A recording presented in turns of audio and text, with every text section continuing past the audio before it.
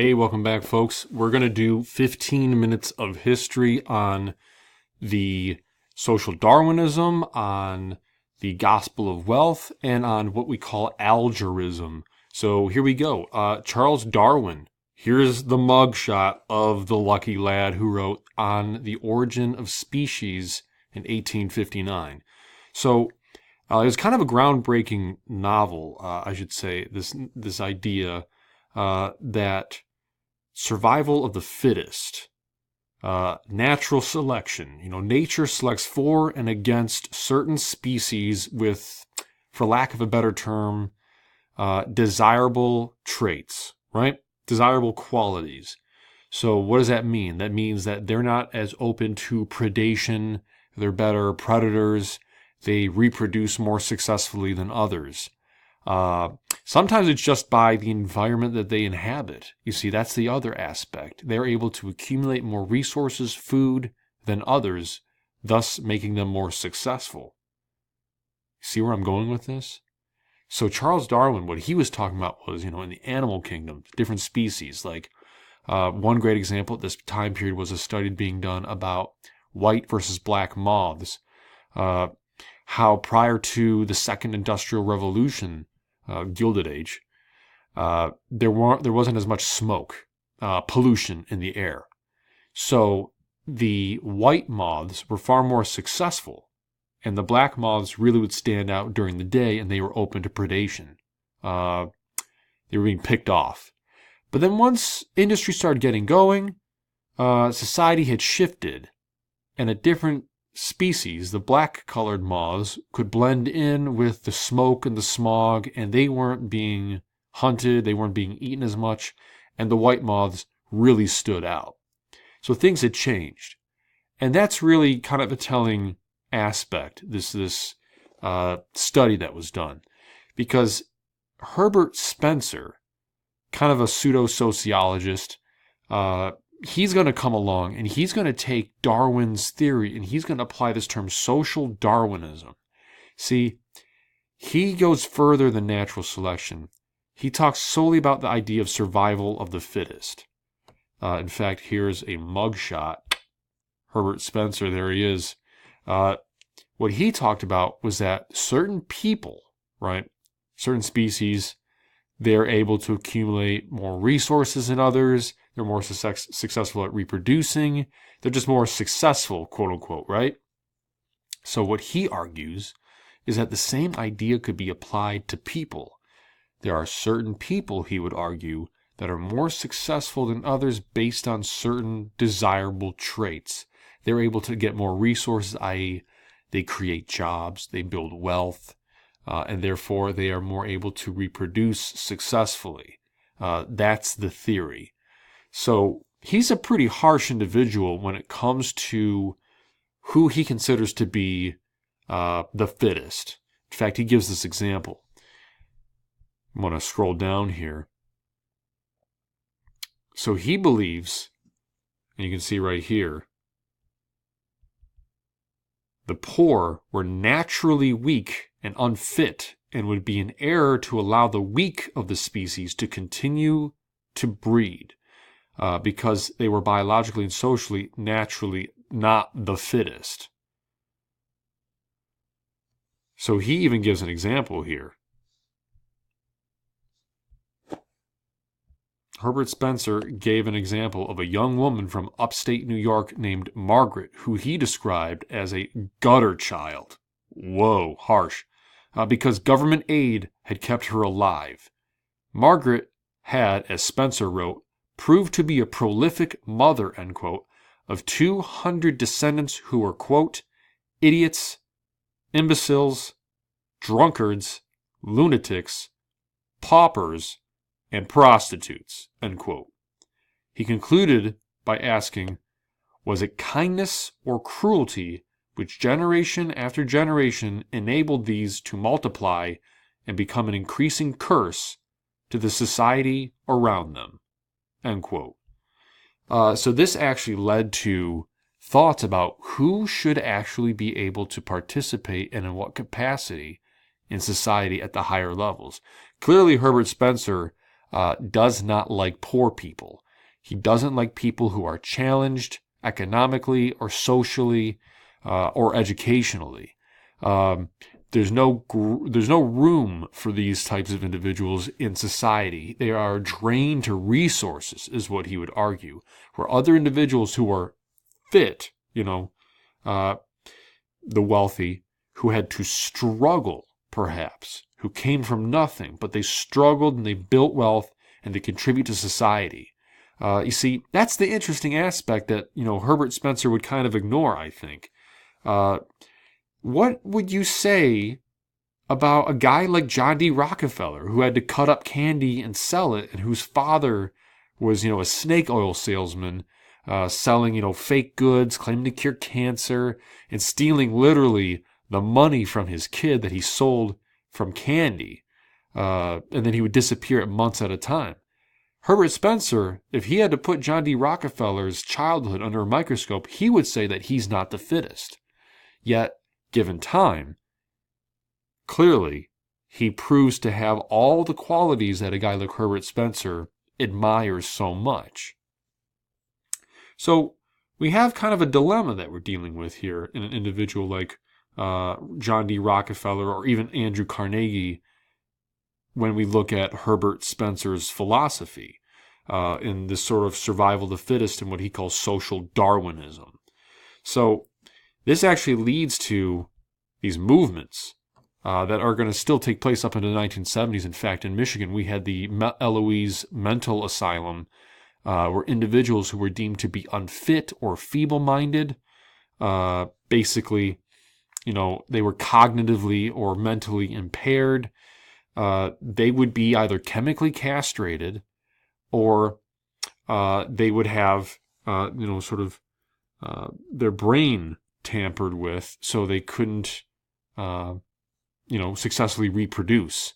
They were seen as a burden on society. This is what we call eugenics. And this is something that was really popular in World War II, especially during the rise of the Nazis under Adolf Hitler. And we'll get there eventually. So you have these individuals who, we have desirable traits. Well, who are other individuals that do not have these desirable traits? Well, you can kind of see from this political cartoon, Uncle Sam sort of standing over a bunch of children, right? This is how insulting this is. If you look at the sashes that these kids are wearing, you can really see what is trying to be argued here. These aren't really just kids. You can see Cuba, Puerto Rico, Hawaii, the Philippines. You can see a Native American in the background. You can see a Chinese kid standing by the doorway, right? What this political art cartoon is really trying to get across through social Darwinism, if you will, is that the more advanced students, as you can all see, white Anglo-Saxon students, they're sort of studying judiciously in the back. And now they're bringing the so-called less advanced civilizations up front to be taught how to be an American, American values, American ways. And this is something that we're going to see portrayed especially during what we call the American Empire period, where America starts to imperialize other nations, other lands, particularly in the Spanish-American War. We're going to learn more about that in 1898, the conflict with Cuba and the Philippines. It's an explosive period of growth driven by the Gilded Age and the business that allows America to sort of monetize war, if you will. War can become incredibly profitable. But we get to individuals that allow that to happen, right? That build America up as kind of this war machine. So who are we talking about? Guys like Andrew Carnegie. So according to Herbert Spencer, survival of the fittest is guys like Carnegie. They build themselves up, they're wealthy, they provide jobs, and they give back to society. So Carnegie and John D. Rockefeller in their childhoods, would not be the kind of individual Herbert Spencer, according to his, philosophy of survival of the fittest, would have admired. It's only as adult men who have overcome the struggles that he starts to see in them these desirable qualities. So there's a dichotomy going on here. There's, two sides of the coin here. It's almost hypocritical. But either way, guys like Carnegie subscribe to survival of the fittest to a certain degree.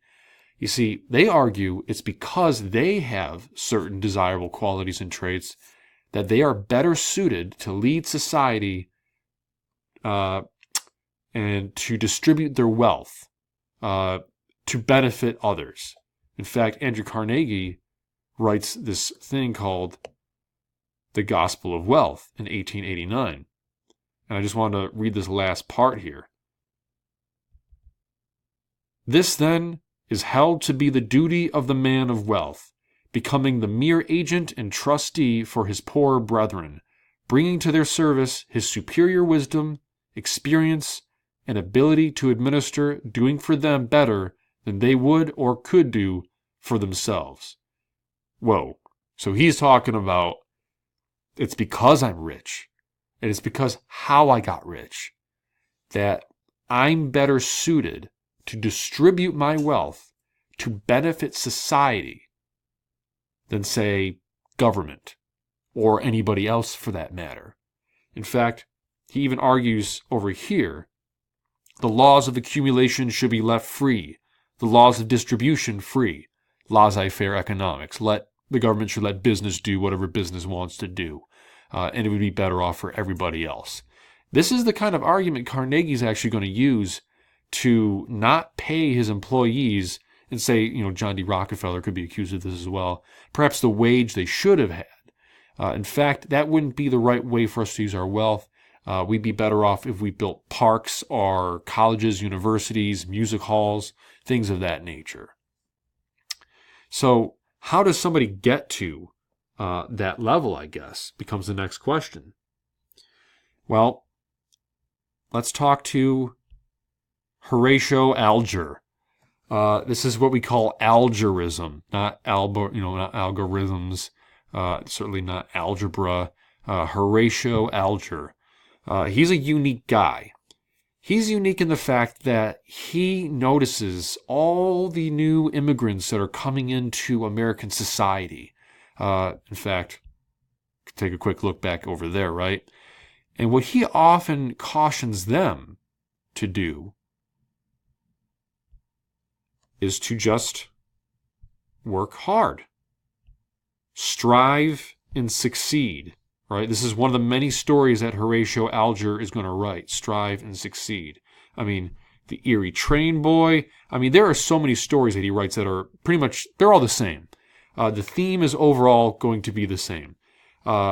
Usually some poor immigrant child, usually young man, usually white, comes to America, gets a job, and starts working really hard. And they're never really the great jobs. They're tough jobs. They're jobs that would be employed for children. And that's something we're going to talk more about going forward in the future. Child labor laws and things of that nature. So the idea here is that you get this job on the train, and you're basically selling food, you're taking tickets. It's not a super high-paying job, but it's a job. You get a suit, you get a sense of responsibility, and you start to learn things like discipline, going to work not just on time, but being early to work, putting in a full day, maybe working a 10% extra in your 10-hour shift, which was the standard shift at this time. If you worked less than 10 hours, you might be seen as a layabout. You're not going to be rich working like that. You have to work at least, in the double digits. So what would happen is one day, and the story's always, it's through hard work that you achieve something. Well, what's weird about Horatio Alger is that that's not always true. One day they'd be late to work, they'd cut through an alley, and they would meet like the daughter of someone like Andrew Carnegie, somebody rich, and they would marry into the family, and they'd be wealthy, or they'd find a bag of money, and it would just happen overnight for them. So it was very weird. But basically what he was said was, if you just struggle and you keep going on, eventually you too will make it.